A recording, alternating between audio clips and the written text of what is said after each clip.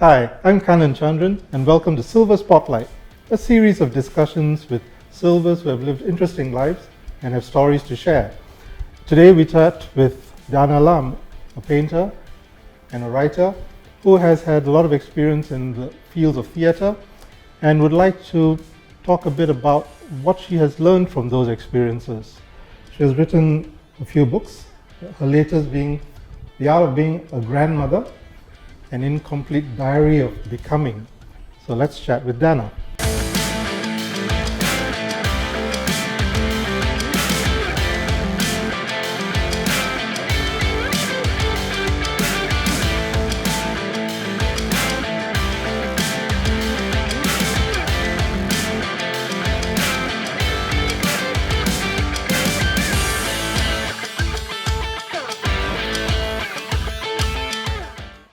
I remember my daughter tells me a couple of times that she has made the comment that my mother is not like other mothers.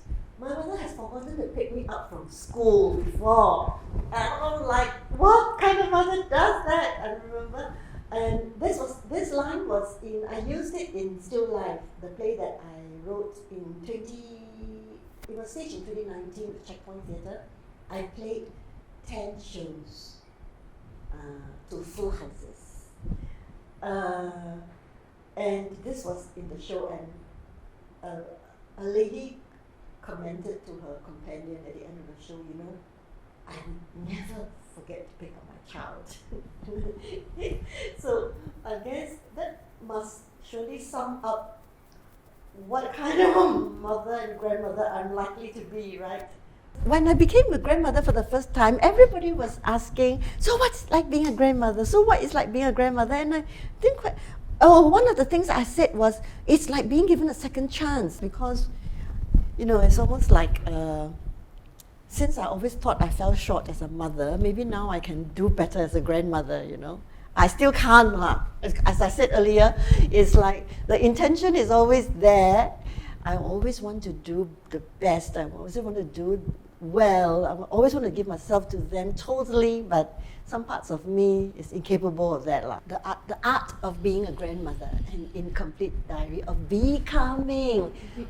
Yeah, which is the important part of the title to me, Yes. Because I guess the point I wanted to make was that we are always becoming. So I recently had a birthday party, and I kind of told my friends it is the I'm still a work in progress birthday bash, and I guess it's true, because we are a work in progress until it stops, right? Because we're changing all the time. And I suppose I didn't write it because I didn't want to be typecast, or maybe I did, I don't know. But I guess my point was that you're not defined by the roles that you play, like whether you're a wife, a mother, a woman, a grandmother, that we are a person, an individual, is important. And I think it's somehow not spoken about and not talk about so much in the wider society. People put a lot of value in, if you're a woman, if they put a lot of value in you being like a perfect mother, perfect grandmother, that kind of thing, right? A perfect daughter. Your duties in the role that you play is always played up. But I think it's equally important that you keep a sense of self. It happened during the COVID, because I couldn't come into the studio to make, usually when I'm in the studio I make bigger work orders and all that, so you're homebound, right? So I had to think of doing small works, and I started to experiment with the pen and ink, and I also discovered, I was introduced to this, the genre of the comic and the graphic novel, and I got very excited. And it was very useful for me as a writer, because it was more playful and there was less pressure to make literature or a work of art or whatever, So I had this little practice of making a drawing a day, which is something that I have always wanted to do as a way of keeping oiled, you know. So the sort of stories, and because I'm an associate artist with Checkpoint Theatre, Huzair, who is one of the artistic directors, they make a point of checking in on you and see what you're going through and what you're doing.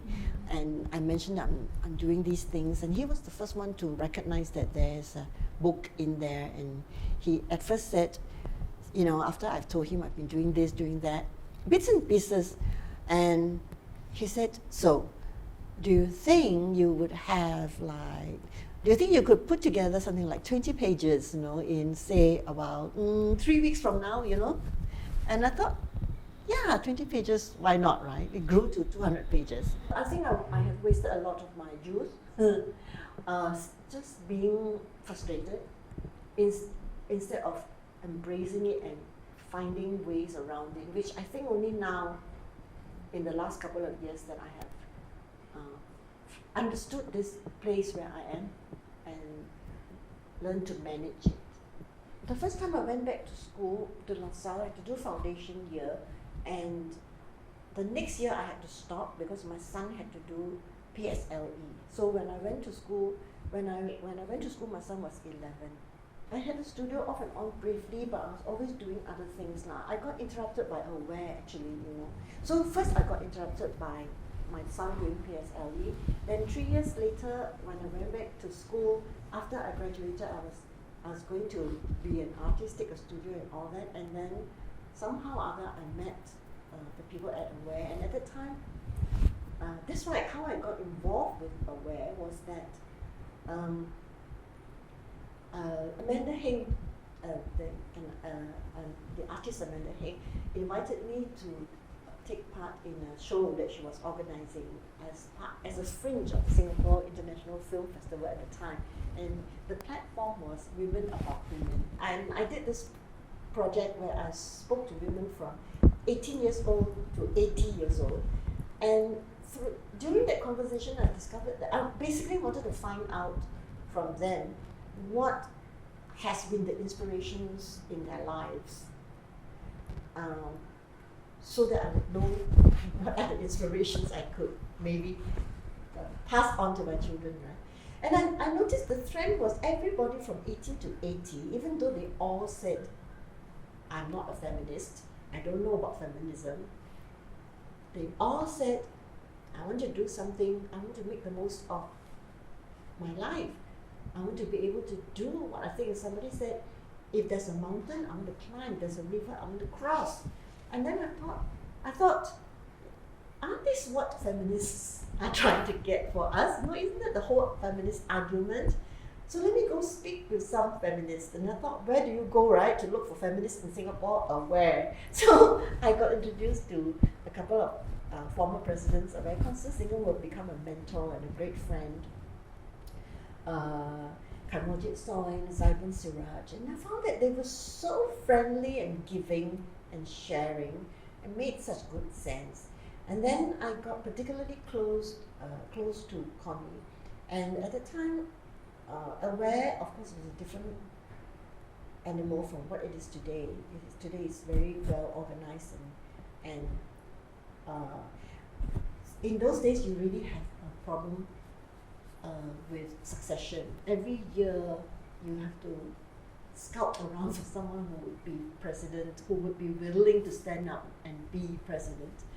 And I remember thinking at that time, all right, okay, I will go. I remember thinking of myself as a housekeeping president. If I cannot do anything, I didn't see myself as being able to contribute intellectually, in the sense that I wasn't so on top or in touch with issues. I myself wasn't very clear of where to stand, right? Beyond very, very personal experiences. So that was how I stood for election the first time in a way, and it stopped. It sort of, then I kind of had to take leave from this idea of being an artist, because it's a full-time job being president. And oh my God, you've got to it was a steep learning curve, right? Because you got to like straight away you're thrown into the thing. And in those early days, this was the late 1990s. We were still very focused on responding to what was being said, either by the press or as reported in the press. What government policies, what they were saying about policies, what they were saying about women.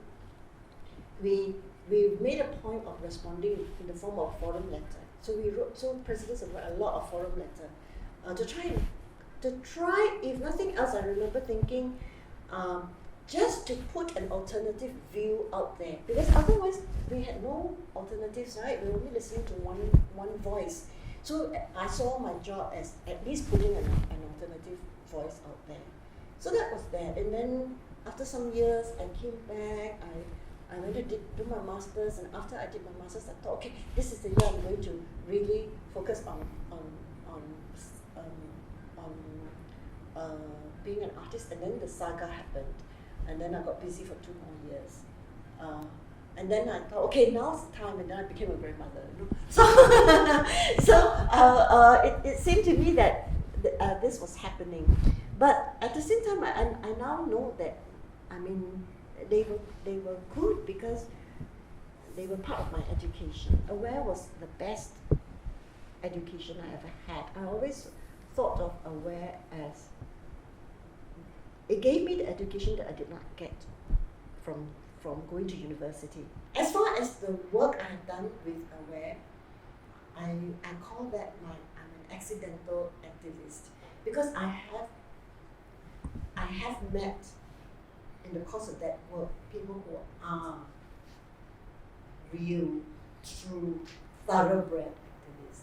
They really are convinced, and they really cannot sit still in the face. They cannot sit still. They cannot be quiet in the face of injustice or inequality. Right? I unfortunately am too used to being comfortable. What are you hoping to communicate through your art? What I'm looking at, I guess. Again, just trying to share what I see, which is interestingly enough, I find I can't do it with a photograph. If I look out the window and I think, oh my God, that's so beautiful, and I take a photograph, and then on the photograph it's completely different from what I see. So I think when you're trying to paint it, even if you're using a photograph as a reference, when you're trying to paint it, your hands, where you are at, makes a difference. Are we being too conformist?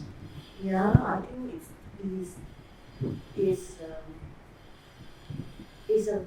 a very special person who is non-conformist, right? Who's completely non-conformist.